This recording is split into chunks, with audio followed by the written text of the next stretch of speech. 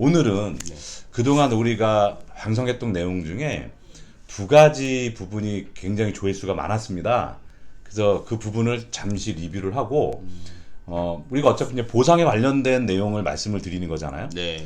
그 중에서 그 두 가지를 말씀드리려고 하는 이유는 알려드려도 아직도 해결을 못 하시는 분들이 꽤 있고 오해를 하고 있는 분들이 있어서 네. 그 부분에 대한 내용을 좀 말씀을 드리려고 합니다. 아, 네.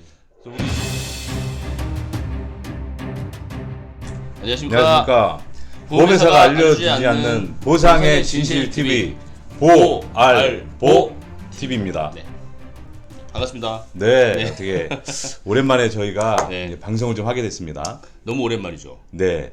근데 저희가 이제 뭐 많으면 많다, 적으면 적다 할 수 있는 방송을 했는데 네. 많은 분들이 정말 전화도 많이 오시고 댓글도 달아주시고 문의가 많아서 오늘은 그동안 우리가 방송했던 내용 중에 두 가지 부분이 굉장히 조회수가 많았습니다. 그래서 그 부분을 잠시 리뷰를 하고 우리가 어차피 이제 보상에 관련된 내용을 말씀을 드리는 거잖아요. 네. 그 중에서 그 두 가지를 말씀드리려고 하는 이유는 알려드려도 아직도 해결을 못 하시는 분들이 꽤 있고 오해를 하고 있는 분들이 있어서 네. 그 부분에 대한 내용을 좀 말씀을 드리려고 합니다. 아, 네. 그래서 우리 그 보알보 TV 방송 내용 중에 1위는 뭘까요? 1위요? 제가 알기로는 그 누수 사고? 아, 누수 사고도 있지만 네. 그 1위는 네. 단순 봉합술에 대한 내용들이었습니다. 네네, 맞았어요. 예. 맞아요. 네. 그리고 최근 들어서 네. 누수 관련된 거, 네. 뭐 이런 여러 가지 집안에 있는 시간이 많아지다 보니까 그런 거에 대한 문의가 굉장히 많았습니다. 자, 그 중에서 우리가 이제 단순 봉합술에 대한 어떤 수술비 여부가 아직도 논란이 많은데, 네.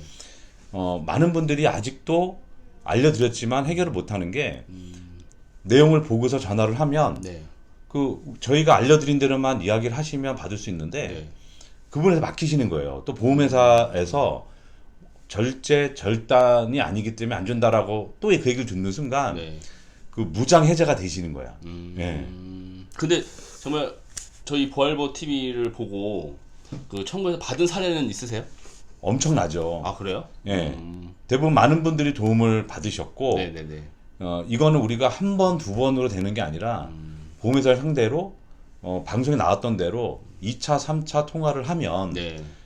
받습니다. 근데 보험회사 이제 직원들이 이제 훈련을 그렇게 받았기 때문에 네. 사실 저는 보험회사 담당 직원들은 나쁘다. 네. 뭐 이렇다고 저는 생각하지 않습니다. 아, 당연하죠. 다만 이제 지시 받은 대로. 그렇죠. 근데 이제 우리가 얘기를 못하는 부분들이 보험 약관의 해석에 대한 부분을 강하게 어필을 못 하시더라고요. 그 부분이 제일 안타까웠고 항상 잊지 마셔야 될 게 만약에 단순 그 봉합술이 뭐 절단에 해당되지 않아서 지급할 수 없는 내용이 맞다면 그 약관을 고치면 되는 거지 않습니까? 그렇죠. 약관에 보상하지 않는 손해에 그 단순 봉합술은 해당되지 않습니다라든가 이런 내용을 넣으면 그 해결될 문제를 아직도 약관에 개정이 안 되고 있어요. 그 이야기는 뭐예요? 이런 얘기를 하시면 보험사가 정말 약관을 변경해버리면 네, 그러면 이제 앞으로는 못 받게 되는 거니까. 그렇죠. 그 부분은 저희가 얘기를 안 하는 게. 근데 문제는 네. 약관이라는 게 어느 한 회사가 임의대로 고칠 수 있는 게 아닙니다. 그게 바로 여러 가지 이제 보험에서 할 수 없는 부분이죠. 보험이라는 거는 만들어지면 상품을 허가를 해주는 기관이 있고 네. 또 검토를 해주는 기관이 있습니다. 네. 그래서 우리가 인가라는 절차를 통해야만 네. 보험 상품 팔 수가 있는 거고 잘못 만들어진 상품이라 하더라도 그런 절차에 의해서 그 승인이 난 거기 때문에 마음대로 고칠 수가 없는 겁니다. 그러면 지금 저희 방송을 보고 단순 봉합 수술에 대해서 청구를 했는데 받지 못하신 분들은 앞으로 어떻게 해야 되나요? 그분들을 받지 못하는 거는 네. 물론 이제 대행을 해서 손해배상사나 이런 데 부탁을 하시면 될 수도 있겠지만 네.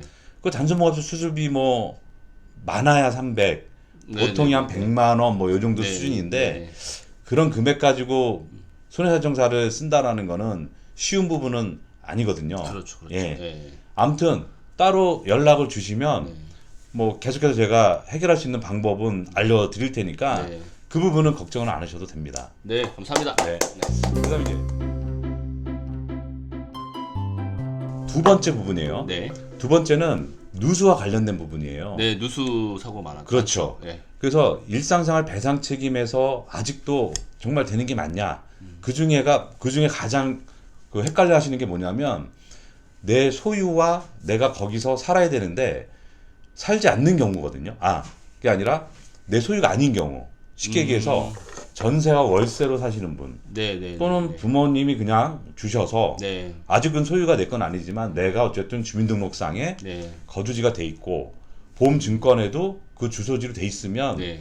보장을 받을 수 있습니다. 네. 근데 아직도 보험회사에서는 소유 부분이 해당이 안 되기 때문에 네. 소유와 사용이 같이 돼야 되는 네, 걸 네. 자꾸 이야기를 해요. 네. 근데 아직도 대법원 판례는 네.